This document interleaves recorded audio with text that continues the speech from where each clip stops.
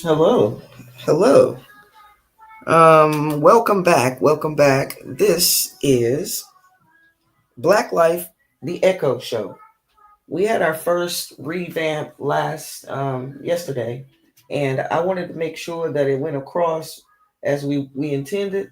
So we decided to do a Black Life Echo Show today and invite our guest, Mr. Jakobie Huntsberry, back on to see what we missed yesterday. If there were some highlights that we want to revisit and to make sure that his message is delivered appropriately. So, without further ado, let's welcome back Mr. Jakobie Huntsberry. Thank you. Pleasure to be back. Excellent, excellent. So, as we were talking yesterday and wrapping up um, our show, a lot of little kinks and different things happen.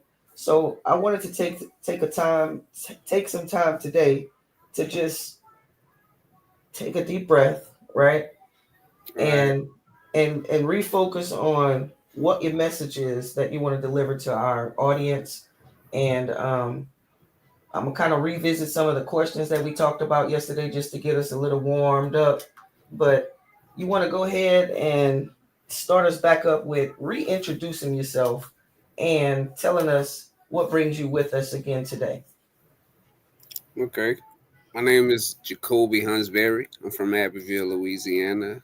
Um, there's a lot of talent out here, but I let that talent go to waste for maybe 10 or 15 years. Uh, a lot happened to get me back to this point, and I'm very grateful that it happened the way it happened. I never thought I would be an author, but here I am. And the point I want to get across to everybody is no matter how long we leave it on the back burner, we can always go back and get it and pick up where we left off. There's too much talent inside of us to not do something. We didn't, God didn't give us this talent to just go to the grave with it. We have to get it out because we don't know who we could be helping. And that's the point of me doing what I did.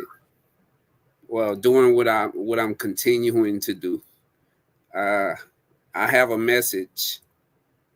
I think we all have a message. I'm still coming to grips with what my message is. I just learned that this is my ministry. I can reach people that are a little bit younger than me, and I can relate to people who that are a little older than me. So I don't You're know brid- how. you're I, bridging the gap. yeah, yeah. I like that. Didn't expect that it was going to be me, but I accept it. Yes, man, I love that. Before we continue, I would like us to reread your your script. You know, the information that's here on our on our board. We're gonna let Miss Abby do read it again, just so our audience can be a little familiar with what your book is about. Just this little snippet about it, and then we can go back into you. Okay. Hello again, Jacoby. It's Hello. good to see you. Same here. And it's great to be here. I'm in the background adminning for the Echo. So, um, the War Within is the name of the book, but it's the War Within him. Correct? Correct. Okay. It is a powerful memoir of healing, resilience, and redemption. Through raw honesty and emotional depth, the author takes readers on an intimate journey from the depths of trauma to the triumph of self discovery. A compelling story of inner battles and quiet strength. This book is a testament to the human spirit's ability to rise, rebuild, and reclaim peace. Now, That okay, you hear gives me? me chills every time I hear it. It's awesome, man. It's awesome. Can you hear me? You can hear me? Yeah. Okay, yeah. Um, I I I saved two videos from yesterday that I hope to revisit to kind of give us a little bit more talking points. Um, I'm gonna let Abby do set it up. Can you set up the video, the first one? So I stroll through Facebook, not always looking for entertainment, but I stroll through social media looking for inspiration, and I come across a lot of things that inspire me, right? And Mhm. the second video actually reminded me of you. So when we get to that second one, I want you to, yeah, that one right there. Well, we could actually start with that. We can start with this one right here. This guy reminded me of you, the way he sounds, but just the what he's saying, right? So I'm gonna share this video, and then we can talk about it on the other side, okay? It's inky. You know? Yeah. All right, all right.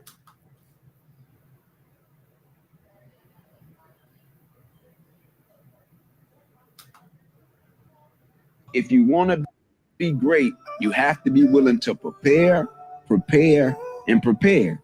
And when a cat has talent, they think they can just walk out there and do what they do with their talent until they meet a cat that's prepared.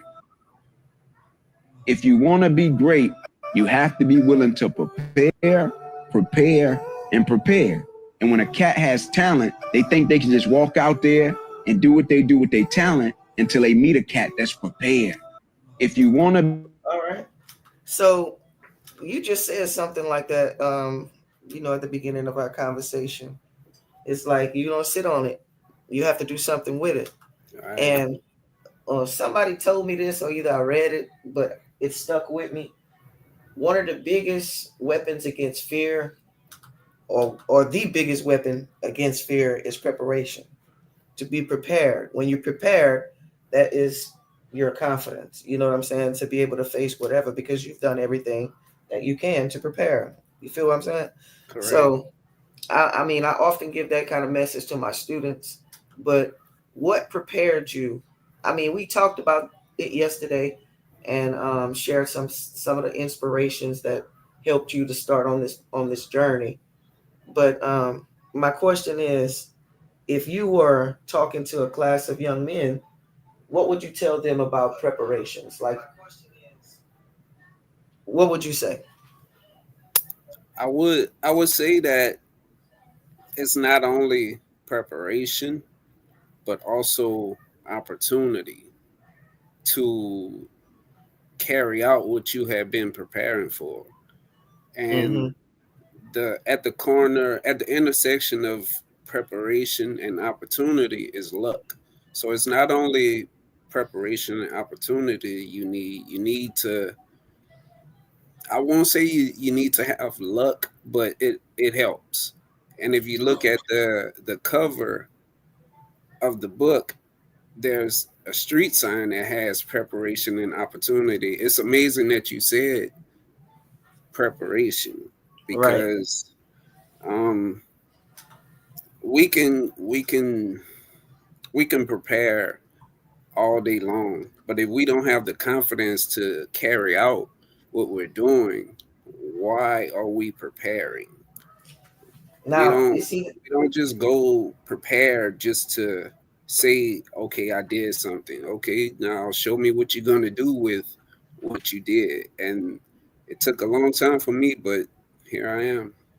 okay. I mean, I'm listening to what you're saying, and I also have some old sayings in my head telling me if you stay ready, You ain't got to Don't get have ready. to you, get ready. you don't have to get ready. So this is my thing right now. What I want to stress: some of the foundational reasons why I want this platform to work and be successful is because you saying opportunity, but a lot of times there's opportunities in one hand and there's the people in the other hand, and they'll Hmm. stay that far apart if there's not someone like you to bridge the gap. You feel what I'm saying? Right. Something or someone to bridge the gap. Opportunities always around us, but if we don't intentionally surround ourselves with people that can, you know, either link us up to those opportunities or point us in the right direction so we can find it ourselves. But opportunity could just be sitting there. What Right. we try to do is inspire people to be go getters. You know what I mean? Like you're saying, don't sit on your hands. You got to get out there and go get it. Right. So, in order to go get something, you also have to be inspired. You also have to have an interest, a goal, a dream, a passion. And when I tell you, sometimes in school, it feels like kids don't have that. They don't have that until they have it, until somebody brings something across their path. And then they say, oh, then a bright light come on. You understand what I'm saying? Right. And speaking of go get it, I think this would be a good time to tell the viewers, go get the book. That's You right. you on mute. Code. Go get it. Why is this muted? You will not be disappointed. So yeah. So yesterday you said you were shocked and you had some butterfly feelings. I think you said butterfly feelings when you saw your name scroll at the bottom and it said Yeah. Jakobie Huntsberry, author. But then I'm adding this other element to you. I'm saying not only are you an author, but you are a community leader. When you have the ability to accomplish goals, even if you accidentally accomplish something, because Right. this it sounds like you're saying this surprised you. This journey, some of it has surprised you, right? So Mm-hmm. even accomplishing those things is what I'm saying. Plateau, just catapult you to community leadership status. So, like you look up to Brandon, someone is going to be looking up to you, or if not already looking up to you right now. You understand that pressure? Yes. Yes. And so, Um, yesterday when we talked about what's to come after this interview and how are we going to send or connect to the community, did you think about that a little bit more since last night? Were you able to connect with anybody who watched it? Because I think we had like 90 something views of people who watched it as of yesterday. So um, I mean, I have you? hadn't talked with anybody about it. Okay. They nobody had brought it up to me besides my brother, but he was just letting me know he saw me. He didn't Okay. get a chance to completely watch it, but he saw me. You know what would have been a discourager? It had 3 hours on there, right? We can go in there and adjust it. I have to adjust it. Because what happened was they changed the way that you end the show.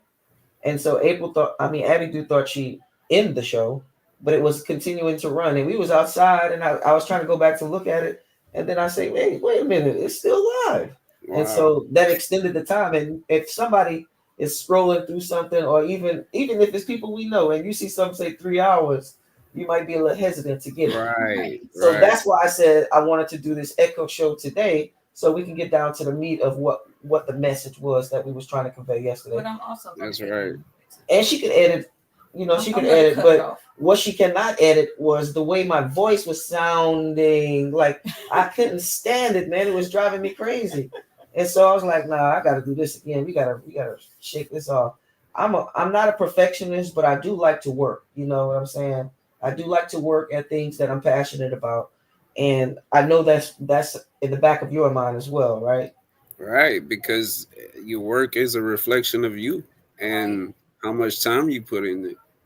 And we had some technical difficulties that was like delaying the way I could share things, and we figured it out today. So today feels a little better. It feels a little better. Like, did you have, like, when I was a performer as an athlete, I used to compete, and then after I would compete, that's when my butterflies would come. Like after it was over, you know what I mean? Like Right. it didn't make sense to me. I wasn't nervous competing and doing my thing. It was like afterwards I felt nervous, and I don't know if that was because of how I was worried about being perceived. I don't know what the deal was. When you're older, you find different words to express those feelings that you had when you was a kid. You ever found? This is what a question was I wanted to ask you. If you had any advice to give your 15-year-old self, what advice would that be? Um Be diligent, be dedicated, and just do it. You won't be sorry for doing it, but you will have regrets if you don't do it because now you're thinking about what could have been, and that's not something you want to go to bed with. What could have been. It's That something was that it's something that I still struggle with. that was a beautiful statement. And you just reminded me of my father. I'm using your mic. Okay. You can hear me, correct? Yeah. Okay. So my father said, "I'm going to give you the secret to never failing. If you just follow these steps, these simple steps, you will never fail in life." And I'm like, "Oh, he got the answer. What do I need to do?" He said, "Just don't do nothing. You'll never fail, but you'll never succeed either." And I mean, that's Wow. powerful. That's powerful, right? Yeah. It's deep. It went over my head a little bit, and then I thought about it. Okay, Yeah. yeah. You're never gonna fail. You're never gonna succeed because you're not doing anything at all. Oh, You're just that's standing there. that's that's a mouthful right there. Yeah. Mm-hmm. So, who do you want to learn from? Who do you hope to meet in the next couple of months? Like, what are you looking forward to experiencing in this journey right now? Like, what is something that, like, man, I can't wait to get my teeth into this. I know you said this was the first time getting the opportunity to do something like this, but what is something else that's on your bucket list of this journey that you want to see and achieve? Hmm. Now, this was number one on my bucket list. The next thing I want to do, I want to sit down with somebody who is who did a lot with their financial parts of their life because I Mm, want to leave something for my daughter. I told her that she was gonna be famous. I was gonna let everybody know about her in the book, mm-hmm. but um I can set up a trust fund, but I want to know how to work it to ensure that my daughter is going to be set, my grandkids are going to be set, and every part of my family, any cousins, nieces, nephews, they will be set. Mm. So this is just the tip of the iceberg for me. So, Once I get this out, okay, I have confidence to accomplish something else that I at first didn't think I could have done, but tip of the iceberg. Greater is later. So, um, I'm sorry, Cody. Uh, the next thing I wanted to ask is if you can go anywhere. If you could, if that somebody was going to say, like, look, I paid for the trip, hotel fees, anywhere. Where's some place that you dream of visiting that can add flavor to your journey? You know. hmm, I really want to go to the birthplace of Christ. Ooh, I really want to go. and why is that? Um, to put everything into perspective for me. Hmm. Um, growing up in Abbeville, like I get it. We go through stuff. We see a lot of stuff. We have to try to avoid a lot of stuff, but that's the same everywhere. Mm. Jesus' birthplace only happened in one particular place. He's everywhere every day, but I want to go to where he was conceived just so I can point like be able to put my fingers on something and realize that this is my reason for everything that I'm doing. It's not because of my family, uh my goals. I want to be as close to Jesus as I can, and why not start at the beginning? I want to know this.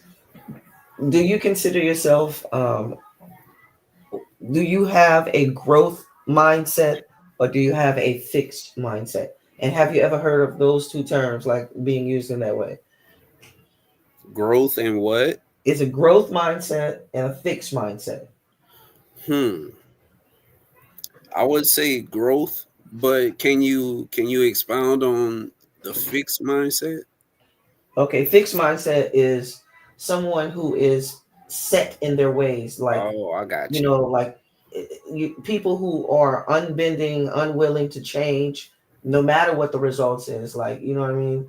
That's to me, that's when you're blocked and you're not open to it. You're not. Right. It said the Because you're words are stubborn. self-explanatory, right? Mm-hmm. Growth mindset is you're open to growth. You're open to new experiences. You know what I'm Right. saying? You're welcoming things that may challenge you. You're welcoming things that people might not always agree with. You know what I mean? You're looking to expand your knowledge and experience on earth. So, Absolutely. uh, I don't ever want to be perceived as stubborn because it's almost like men in general are stubborn because we could hurt and hurt and hurt, but we will not go to the hospital until that's the last thing we can do. So I won't be stubborn. I'm trying to learn as much as I can so that I can pass it on to my daughter. I'm still learning from my daughter as well. this next video, because we're talking about where we're from, Abbeville, it's a lot Hmm. of things that happen that could discourage people from trying. I've experienced a lot of no's in Abbeville, you know what I mean? And it has discouraged me from trying, but it has not stopped me from trying, you know what I mean? And when I say trying, it's basically pouring back into my community. I'm not everybody's flavor. I understand that. You know what I mean? Right, Everybody don't agree with me. But people do agree with wanting better for kids in our community, wanting safety, wanting opportunities and options. And so I think that's what, no, I know for sure. I believe that's what my true intentions are when I try to do something in Abbeville. But what's interesting is I want to play this video and I want to ask you if you ever had some experiences that could have deterred you from your dream, but you persevered through it. You know what I'm saying? Because a lot of times we have kids that go through things and they don't have anybody to show them how to persevere through it. right. But let's check this video out and then we're gonna talk about it on the other side. We got a couple of more minutes to the show.